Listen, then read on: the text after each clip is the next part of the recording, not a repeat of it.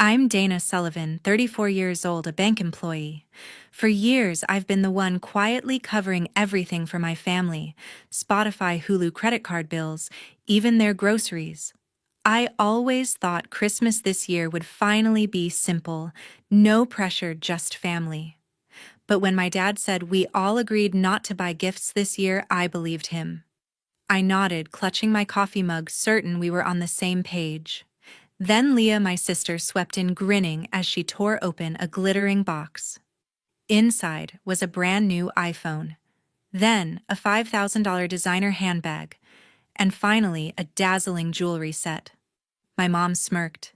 "Dana, you're overreacting." Leah just laughed, snapping selfies with her treasures. My parents clapped proudly as if she'd just won an Oscar. My chest tightened. After years of paying for their subscriptions, their emergencies, their endless expenses, was this my reward? A slap in the face, wrapped in shiny paper. I didn't argue. I didn't cry. I simply grabbed my coat, walked out into the freezing night, and drove home. That evening, I logged into every account, every credit card, every payment under my name, and hit cancel. Done. By morning, my phone flashed with 29 missed calls, messages pouring in accusing me of being selfish. And then, at 7 a.m., two police officers appeared at my door. I froze, my heart pounding, knowing this was only the beginning. What would you do if this happened to you? Walk away in silence or confront your family? Leave your thoughts in the comments below. Some Christmas parties aren't really about the gifts at all, but a mirror reflecting family bonds. And that night, I finally saw where I truly stood. The room sparkled with fake snow on the tree. I stood near the snack table, gripping a tray of homemade sugar cookies, their edges uneven from my late-night baking. Hours in the kitchen, flour on my apron, all for a moment of connection. But Leah owned the spotlight. She held up a gleaming iPhone, tilting it for an Instagram shot, her voice sharp with confidence. "This is going viral," she said, grinning wide. Then she tore into a $5,000 designer handbag, waving it like a trophy. Mom clapped, her face lit with pride.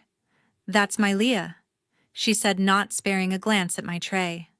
Dad sipped his coffee, nodding. "She's got that spark," he muttered. My chest tightened, but I forced a smile, hoping someone would notice the cookies I'd made from scratch. Nobody did.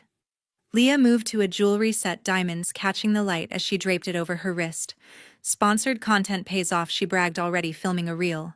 Mom laughed, nudging Dad. "She's unstoppable." I set the tray down, hands trembling. For years I'd paid their streaming accounts, phone bills, even random Amazon orders, thousands of dollars to keep them comfortable. And yet, here I was invisible. Leah's laugh cut through again, loud and careless, as she scrolled through her phone, racking up likes. Mom and Dad kept praising her, their voices a chorus of favoritism. I wasn't jealous of her gifts. I was exhausted from being overlooked. Every bill I paid, every late-night call I answered, and this was my reward. Nothing. I'd spent years being the dependable one, the one who never said no. Mom once called it my duty to help, but it felt like a chain. Leah, the influencer, thrived on attention, her Instagram polished to perfection. She'd built a brand on borrowed money, my money. Last month, she'd ordered a new camera lens through my credit card, claiming it was for work. Mom and Dad didn't blink, just praised her hustle. I'd bitten my tongue then, but tonight was different. I watched Leah pose with her handbag, her smile smug, and something snapped. I wasn't here to fund her spotlight. I wasn't here to be their afterthought. I glanced at the tray of cookies, now cold, untouched. Mom leaned over to Leah, whispering something that made them both laugh. Dad raised his mug, toasting Leah's success. My throat burned, not with tears, but with clarity. I'd been their bank, their safety net, for too long. I thought of the hours I'd spent balancing their accounts while they fawned over Leah's posts. I thought of the times I'd skip my own plans to cover their emergencies. Enough. I grabbed my purse, the weight of their disregard heavy on my shoulders. Leah's voice followed me, still chattering about her followers. Mom called out, "Dana, where you going?" but her tone was more annoyed than concerned. Dad didn't even look up. I didn't answer. My boots clicked on the hardwood as I walked to the door. The cold air outside hit me like a wake-up call, sharp and unforgiving. I didn't need their approval. I didn't need their thanks. I was done playing their game, done being the one who paid for their comfort while they cheered for Leah. My car keys jingled in my hand as I stepped into the night. The betrayal burned, but it fueled me. I wasn't just leaving the party, I was leaving their expectations behind. This wasn't about cookies or gifts. It was about me finally choosing myself. Driving home from that Christmas party, my mind rewound to years of bank statements, each one a reminder of how much I carried for them. I'd been paying for their Spotify premium for 3 years, ever since Leah complained she needed high-quality audio for her workout playlists. Never mind that I was the one covering the $15.99 monthly fee for the family plan. She'd added her own devices, racking up streams while I got stuck with the bill. Hulu was another story. I set it up for Mom and Dad so they could watch their old sitcoms, but Leah hijacked it for her content creation. She'd stream beauty tutorials, filming herself testing products she never paid for, all on my dime. The credit card was the worst. I'd added them as authorized users years ago, thinking it was just for emergencies. But Corey, Leah's husband, used it like his personal piggy bank. Last spring, he bought a $2,000 leather jacket, claiming it was for a business meeting. Leah charged a $1,500 camera lens for her Instagram videos, saying it was essential for her brand. I'd see the charges pop up on my app, my stomach sinking each time. When I asked about it, Mom would shrug. It's family responsibility, she'd say, her voice sharp, like I was the one being unreasonable. Dad would nod, adding, "We all pitch in, Dana." Except they never did. I'd tried setting boundaries before. 2 summers ago, I suggested splitting the Spotify bill. Leah laughed it off, saying, "You're the numbers person, Dana. You handle it." Mom backed her up, calling me selfish for even bringing it up. "Family helps family," she said, her tone final. I backed down, feeling guilty, like I'd betrayed them by asking for fairness. Another time, I mentioned the credit card charges to Dad. He waved it away, saying, "Leah's building her career. You've got a stable job." As if my work didn't matter. As if my sacrifices were expected. I'd spent countless nights balancing their accounts, skipping my own plans to cover their urgent needs. Like the time Leah called me at midnight begging for $500 to fix her car so she could get to a photo shoot. I sent it even though I was saving for a new laptop. Or when Corey's emergency vet bill for their dog turned out to be a $700 grooming package. I paid, they thanked me with a quick text, and that was it. No one ever asked how I was managing. No one offered to chip in. Mom once told me, "You're so good with money, Dana. It's your gift." But it felt like a curse. Leah's Instagram followers grew, her videos polished with equipment I funded. Corey strutted around in designer clothes while I drove a 10-year-old car. Mom and Dad bragged about Leah's success at every family gathering, never mentioning the hours I spent keeping their lives running. I'd tried talking to them again last fall, suggesting we close the shared credit card. Leah rolled her eyes, saying, "Don't make this a big deal." Mom got teary, accusing me of pulling away from the family. Dad just stared at his coffee, muttering, "Let's not fight." I gave in again, hating myself for it. But that night, driving home, their voices echoed in my head. Mom's family responsibility, Dad's. We all pitch in. Leah's careless laugh. I gripped the steering wheel, my knuckles white. I wasn't just paying their bills. I was paying for their approval, their attention, and I was getting nothing back. Every dollar I spent on them was a piece of myself I'd lost. I'd been their safety net for too long, and they'd taken it for granted. My phone sat silent in the passenger seat, but I knew it wouldn't stay that way. They'd notice soon enough, and they wouldn't like it. But I wasn't the same Dana who backed down. Not anymore. By 10 p.m., my phone was buzzing nonstop. I sat on my couch, laptop open, fingers flying across the keyboard. First, Spotify. I logged in, my account still showing Leah's endless playlists and Mom and Dad's oldies.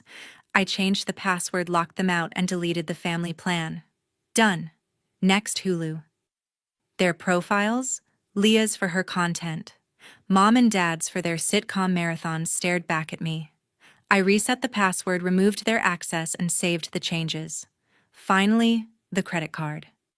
I'd added them years ago, thinking it was temporary. Now Corey's luxury purchases and Leah's work expenses flashed in my mind. I called the bank, removed them as authorized users, and froze the card. My hands shook, but I felt lighter with every click. This wasn't revenge. It was survival. My phone lit up again. Leah's name on the screen. Her first text read, "Are you serious? You locked me out of Spotify." Then another, "You're ruining my workflow." I scrolled through her messages, each one angrier. "You're such a Grinch, Dana. Happy now." She didn't stop there. By 10:30, she'd posted on Instagram a photo of her new iPhone with a caption, "Some people can't handle joy. Guess who's trying to ruin Christmas?" I stared at the post, her words twisting the knife.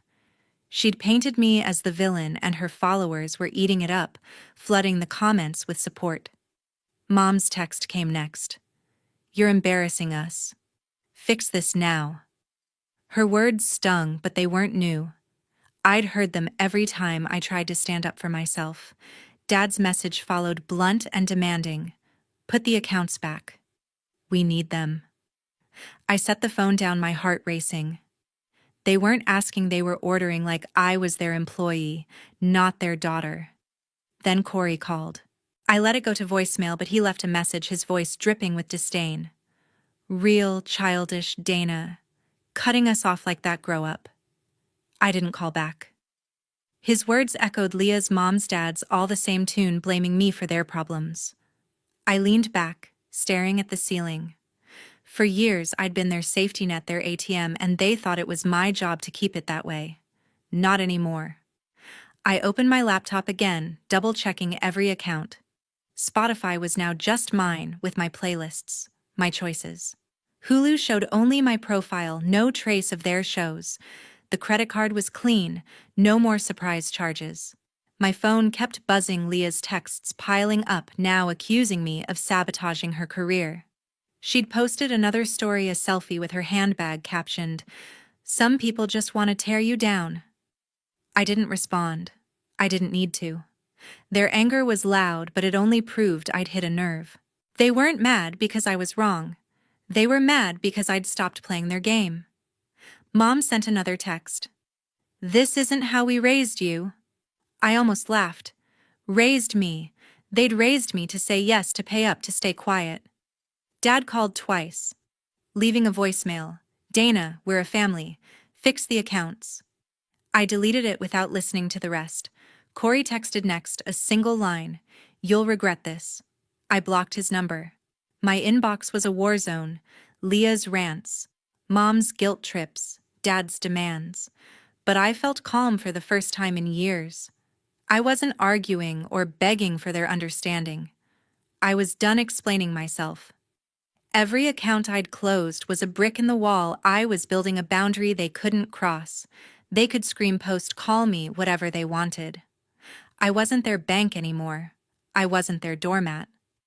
I turned off my phone, the silence a relief. This was my line in the sand, and I wasn't stepping back. The next morning, my doorbell jolted me awake. I stumbled out of bed, heart pounding, and opened the door to find Mom and Dad standing there, faces red with anger. "You're being selfish, Dana," Mom snapped, her voice sharp enough to cut glass. "You think you can just cut us off like that?" Dad crossed his arms, glaring. "Restore those accounts right now. We're a family, not a business." I stood frozen, my bare feet cold against the floor. Their words hit hard, but I wasn't surprised. They'd always expected me to fix their problems. Before I could respond, a police car pulled up, its lights flashing. 2 officers stepped out, their badges glinting. "We got a call about a family dispute." One said, his tone calm but firm. Mom jumped in, pointing at me. "She's causing trouble, officer. She locked us out of our accounts." I took a deep breath, steadying myself. This was Carol, always quick to escalate, always making me the villain. My phone buzzed. Mandy, my friend, texting. I'm on my way. She arrived minutes later, her car screeching into the driveway. Mandy didn't hesitate, stepping between me and my parents. Dana's got this, she said, her voice steady, giving me a nod. She pulled me aside, her eyes soft but serious.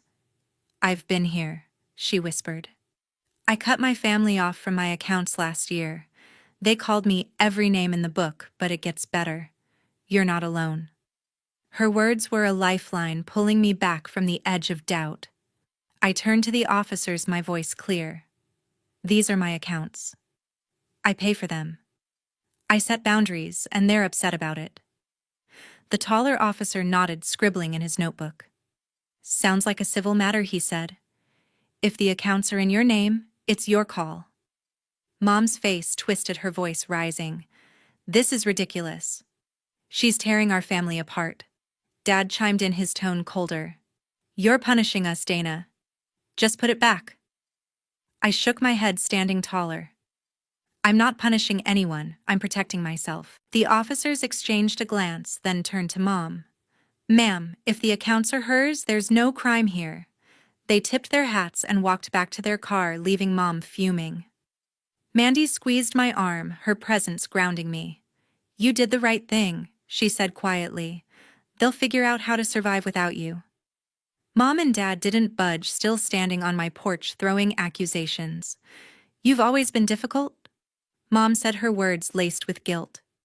We don't deserve this, Dad added. You're making a mistake. We'll talk when you're ready to be reasonable. I didn't argue. I didn't explain. I just stood there, letting their words bounce off me. Mandy stayed close, her quiet strength, reminding me I wasn't alone. The officers drove away, their lights fading into the morning. Mom and Dad finally turned to leave, Mom muttering, You'll see how this feels. I closed the door, my heart still racing, but my resolve stronger. I'd spent years carrying their weight, but no more. Mandy sat with me on the couch, not pushing, just there. When I cut my family off, she said they showed up at my job. But I held firm, and they eventually stopped. You're stronger than you think. I nodded, her words sinking in. This wasn't just about accounts. It was about reclaiming my life. Mom and Dad's voices still echoed in my head, but I wasn't backing down. I'd drawn my line, and I was standing by it. By noon, Leah's Instagram was pure chaos. Her latest story showed her pacing in her studio, ranting about a technical glitch ruining her shoot. I scrolled through her posts from my laptop, watching her followers flood the comments with questions. Where's the new video? One asked. Another, you okay, girl? She didn't mention me by name, but the subtext was clear. She'd lost a big skincare brand deal, one she'd bragged about for weeks. Without Spotify for her curated background music or Hulu for her product research, she couldn't deliver the polished video the brand expected. The deadline passed, and the contract was gone. I didn't feel smug, just relieved. Meanwhile, Mom and Dad were floundering. I got a text from Mom, all caps, Hulu won't work. How do we fix this? I didn't reply. Later, Dad called, leaving a voicemail. We're trying to set up our own account, he said, his voice frustrated. It's asking for a credit card, and we don't know what to do. I listened, then deleted it. They'd relied on me to handle every subscription, every payment for years.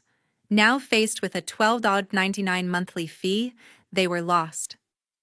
I imagined Mom fumbling with the sign-up page, Dad grumbling about complicated apps. It wasn't my problem anymore. My phone pinged again, this time Mandy.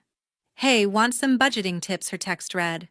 I track everything in a spreadsheet. Keeps me sane. She attached a screenshot of her monthly budget: rent, groceries, utilities, all neatly categorized. No family expenses, she added. Learned that the hard way. I smiled, grateful for her practical advice. Mandy wasn't here to hold my hand, she was showing me how to stay in control. I opened my banking app, checking my accounts. Spotify showed only my charges, $10.99 for my personal plan. Hulu was the same, just my profile, no extra users. The credit card balance was clean, no surprise charges from Leah's camera gear or Corey's luxury splurges. For the first time in years, every dollar was mine.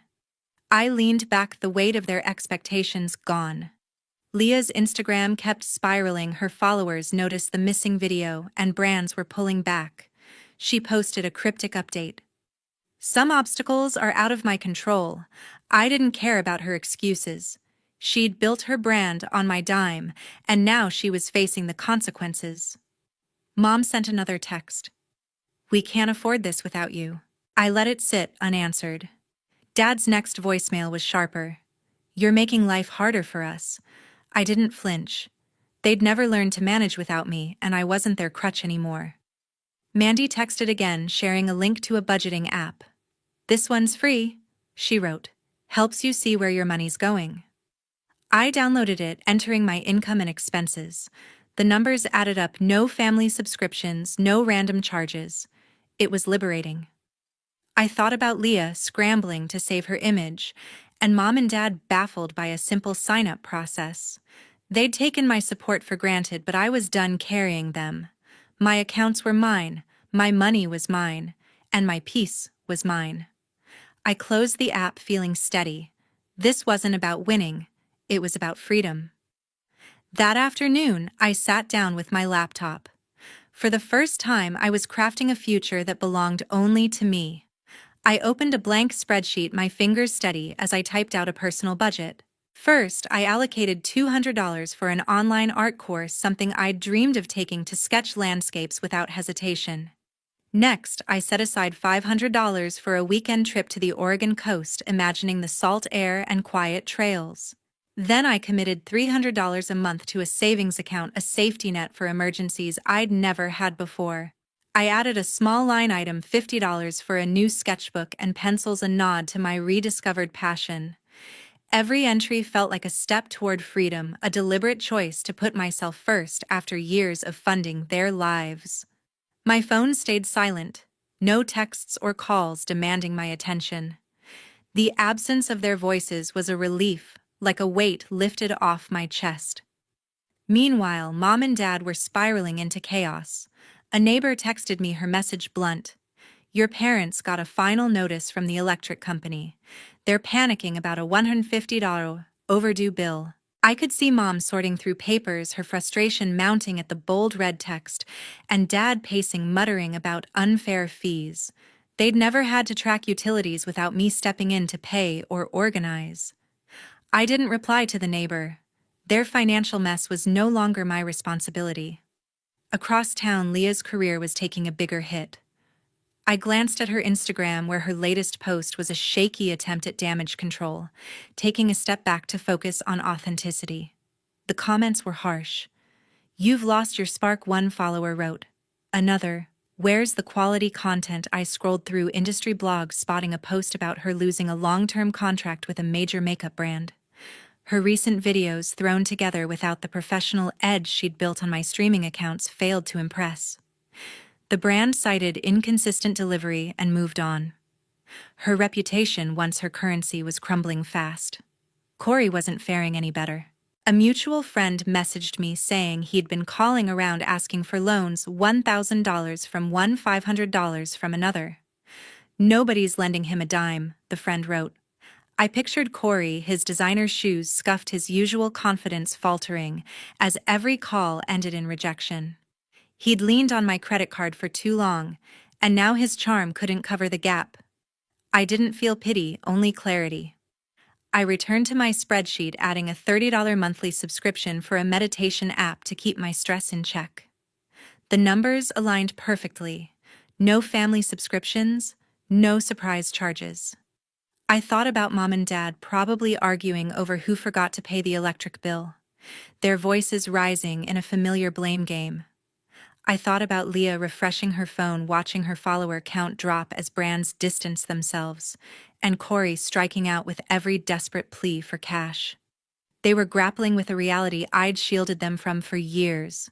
I saved my budget, naming the file "My Future." This wasn't about their struggles. It was about my choices, my dreams, my life. I closed my laptop, the quiet of my apartment wrapping around me like a shield. A week later, my phone was finally quiet. I'd blocked Mom, Dad, Leah, and Corey on every platform: texts, calls, social media. The silence was a gift, a clean break from their demands. I didn't feel guilt, only peace. Christmas morning arrived, and for the first time I wasn't bracing for their chaos. I brewed coffee, sat by my window, and sketched in my new notebook, the one I'd bought with my own budget. The lines flowed freely, each stroke a reminder that I was living for myself. I didn't need their approval or their drama to define my holiday. I celebrated quietly, ordering takeout and watching a movie I'd chosen, not one they'd demanded on my Hulu account. My day was mine, simple and calm, exactly how I wanted it. Meanwhile, Leah's online empire was falling apart. I checked her Instagram one last time before unfollowing her. Her follower count had dropped by thousands, her posts buried under comments like, "What happened to your vibe?" and "Unsubscribing, you've changed." Brands were ghosting her, unwilling to bet on someone whose content had lost its shine. Without my streaming accounts to prop up her videos, her carefully curated image was fading fast. Mom and Dad, too, were facing their new reality. A friend from their church group messaged me saying they'd hired a local accountant to sort out their finances. "They're overwhelmed," she wrote. "Bills are piling up, and they're still figuring out how to budget." I could imagine Mom scribbling numbers on a notepad, frustrated, while Dad questioned every fee, insisting they didn't need help.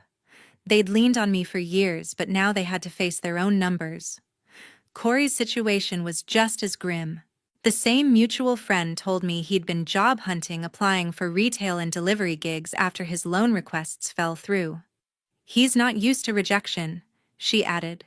I pictured Corey, his ego bruised, scanning job boards in a coffee shop, his usual swagger gone. He'd counted on my credit card to float their lifestyle, but that lifeline was cut. I didn't linger on their struggles. Instead, I reflected on what I'd learned. Self-respect meant refusing to sacrifice my well-being for a family that took me for granted. Setting boundaries wasn't selfish, it was survival. It protected my time, my money, and my sense of self. I'd spent years trying to please them, thinking it made me a good daughter, a good sister. But their demands only grew, draining me until I had nothing left to give. Now I valued my own worth, my own choices. I wasn't responsible for their mistakes or their consequences. My life was mine to shape, and I was done letting them pull the strings. To everyone who's followed this story, thanks for staying till the end. Share your thoughts below. Have you ever set boundaries with family?